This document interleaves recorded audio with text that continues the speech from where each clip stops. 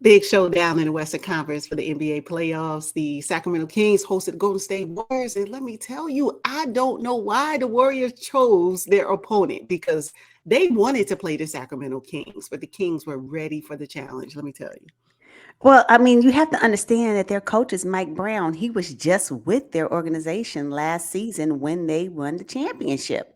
You cannot sleep on someone who has been there, what, for over, I think I saw it was 2000 and in the teens. He had been with the Warriors for a long time. So you can't walk into a Kings game in their arena and think you're just going to walk over them. Like, no, even Oh, though I don't think the Warriors considered this a true road trip because it was just a bus ride, right?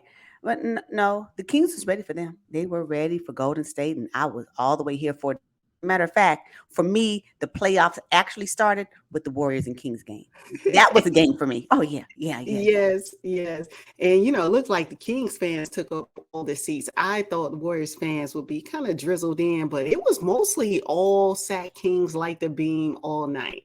Let me tell you something. Doris said when she was doing her commentary, she was like, the Kings fans are hungry. I mean, and I get it. They have been waiting 17 seasons to get back in this position. And then to win game one, I was like, Hmm. the crowd was so loud. I was like, throughout the whole game, even after halftime, because usually you look in the crowd, the seats are kind of vacant because people are getting snacks, going to the restroom, whatever they're doing, Right, right? right. Even with that, it was still loud. Even at the top of the third quarter, I was like, this right here, this right here, this arena is they ready. Oh, it was just so exciting. I felt like I was actually at the game and I was at home on my couch. Yeah, yeah, yeah. I know. Now, De'Aaron Fox had a monster game. I mean, he's been playing great all season. He's clutch. He did miss like two clutch shots at the very end, but it was okay. It was okay. His team, Malik Monk, they supported him greatly in this game, so they were able to get that dub. I'm telling you, at one point it was raining threes. I was like, Hmm. you get a three, you get a three, you get a three. Yeah, It yeah. was just, and what's so great about this game is that at any point, either the Kings were up or the Golden State Warriors were up. Kings were up, Golden State Warriors were up. It was tooth and nail from the start. And I think that really created a great atmosphere for game one of their playoff series. It was if every game is like this, I don't know if I'm gonna be able to make it through 7 series. I may have to just catch the highlights. I mean, I was so like engulfed. I'm like, is this? It felt as though it was a final game, like the finals game. It was really, really good. And it's funny enough, Steph Curry should have tied the game. That's a shot he normally makes. Just Exactly. wasn't his time. Not this game. And I was like, thank you. Oh my God. Yeah, welcome back, Wiggins. Though he was a nice. Oh, he chipped in very nicely. They needed that because I'm just thinking, without Wiggins, we may have been looking at a blowout. The Kings were pushing the pace, pushing, pushing, and Mike Brown talked about go faster, go faster. If you need a break, I'll sub you out. Go faster, because he knows the Golden State Warriors game plan. He knows it in and out, and that was one of the benefits for the Kings. I was like, you know what is Mike Brown about to crack the Warriors code? Is he gonna crack the code? Yeah, it's looking like it. I mean, I know it's game one. I get game one, but game one should leave you feeling like this. Game one, should leave you feeling like this. And I hope that the Kings win at least in their arena. Each time they play in their arena, I want them to win the game. If they can pick up a couple while they're at Chase Center, I'm here for that too. But at least at home, I want them to win. I think and the icing on the cake for the win is lighting the beam. Whoever came up Yes. with that concept, basketball marketing genius. It's genius. That almost like seals the deal, and it lets everybody know it's the best ending to a win. But there is one thing that I would like to see going forward, and I need Demontis Sabonis to figure Oh, out a way to get a layup under the basket. he has to. It is imperative that he figures that out. And Mike Brown finds a way to help him, give him more people in there because the way the Golden State Warriors were crowding him. But see, I watched a game with the Kings. One of the last games the Kings played with the Jazz in the regular season. Domantas Sabonis, that whole where the defenders crowd over him, where he can't seem to get his shot up, or his hands are not as strong. I need for him to fix that in game 2. I don't like to see him being somebody in one of the comments when I was on Twitter.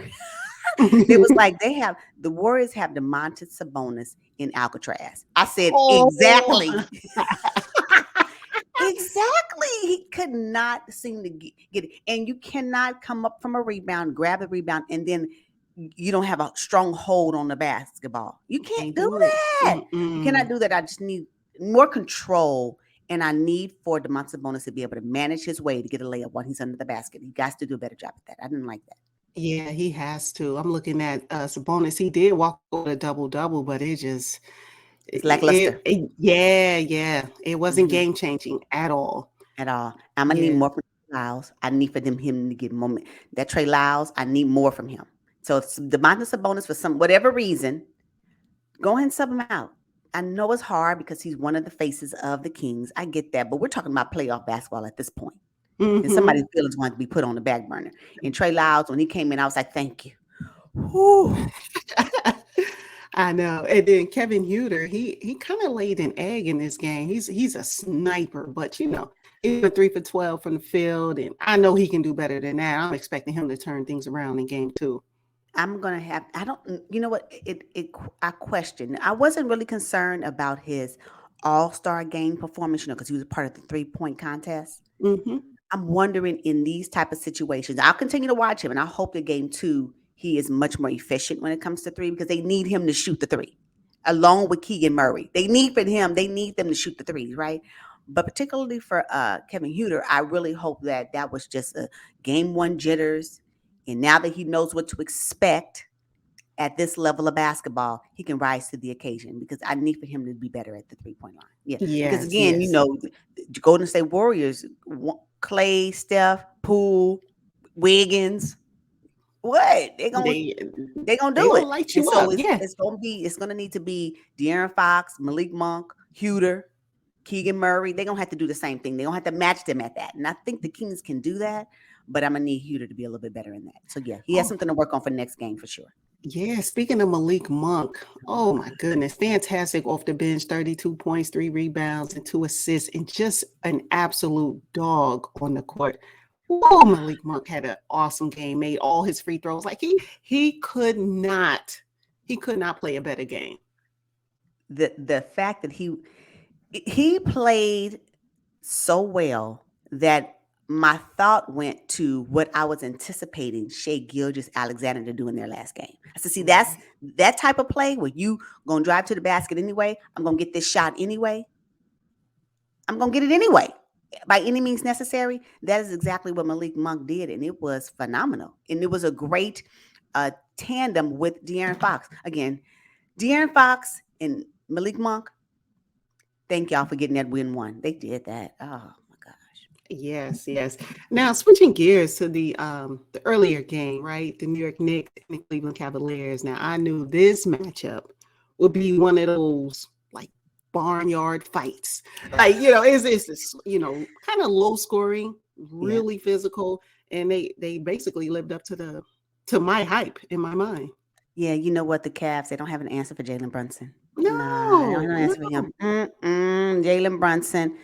Dallas Mavericks are literally kicking it. They are probably punching themselves right now. You let that go. And the Knicks are reaping all the benefits from that trade. Jalen Brunson is a star. Facts. Oh yeah. If we didn't know before, because maybe he was a little stifled in Dallas, this was the best thing for him. I think so too. And his role in Dallas was different. And I understand that. I didn't expect him to be the number 1 or the most marquee player, because they had Luka Doncic. That is his franchise. So he did, but he was still great even though he was there. But the fact that I believe now this is his franchise, I know Julius Randle should be the man. I get it. But Jalen Brunson, if they make it past this round, I guarantee he's going to be on the back of Jalen Brunson. And absolutely. Please don't let me forget his longtime college friend, Josh Hart. That's your guy. Yes, love Josh. Came through. Josh Hart Oh, came through. What I love about Josh Hart, he gives it to you defensively and he gives it to you on the offense. And mm-hmm. he comes off the bench ready. And that is what it's almost like if you don't have a solid bench, I don't know how deep you can really go in the playoffs. And that's one of the things that really bothers me. Well, I have two things that bother me about the Cavs and that I noticed in this game one matchup against the Knicks, that their bench is weak. They don't have a strong bench. I'm sorry. No, They just don't have a strong bench. And I think that's going to end up biting them in the end with this series, number one, because the Knicks have Josh Hart and Emmanuel quickly that can quickly get you ready, get you ahead and come in and help maintain and or advance their scoring. You don't have that with the Cavs. That's going to be no. a lack for them. I can tell you right now. And then another thing, I don't know if Donovan Mitchell is sharing the ball enough. I hate to rain See, down on him, but I mm-hmm. don't want that Jazz type of play because he did that when he was with the Jazz. He That had Jazz type to of though. play, but he Yeah. doesn't have to do it here. That's the thing. He doesn't have to Mm-hmm. do it here. I'm going to need Darius Garland to get more touches.